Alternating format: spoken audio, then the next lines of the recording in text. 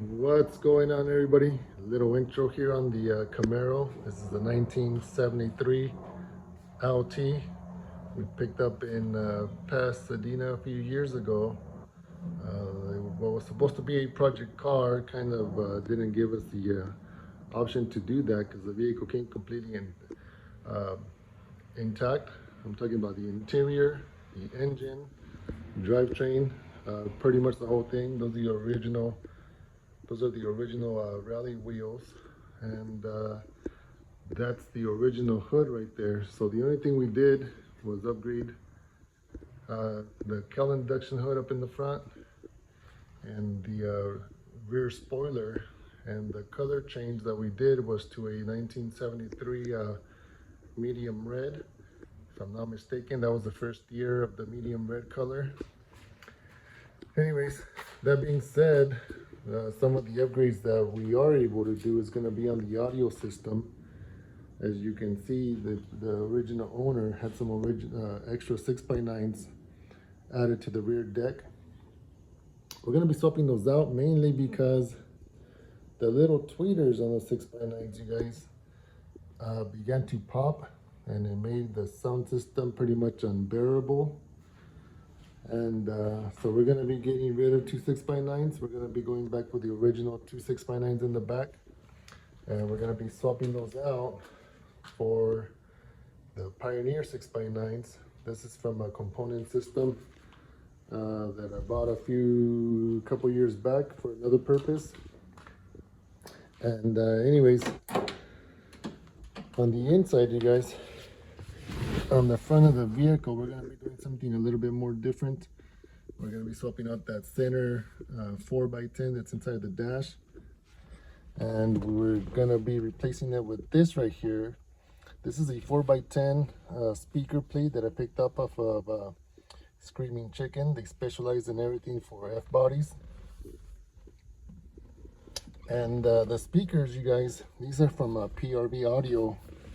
These are little 4x4-inch speakers, and we're going to be using the original wire that came with the component speakers for those 6x9s. So as you can see, it's got the inline high pass and low pass filters already attached to the speaker wire.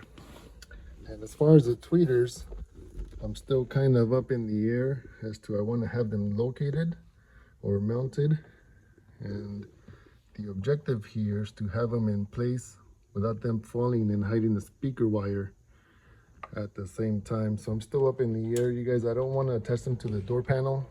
Like I said, the door panels are also original, so I don't want to be drilling any holes in the speaker panel. So I'm still up in the air as to where I want to have these tweeters mounted. And the same thing as the back, you guys. When you start messing around with those coaxial speakers, once a little tweeter goes, then you have to swap out the entire speaker. And this speaker setup is going to be mounted in its original factory location. I figured I'd go with that setup, you guys, because I see a lot of people going with the kick panel speakers down there. And one of the issues is that my girls get in the car pretty much all the time, and what I don't want is them kicking the speakers accidentally, and so we're gonna get away from doing that. I figured the best thing to do was to reattach the speaker back in its original factory location, and so that's what we're gonna be going with.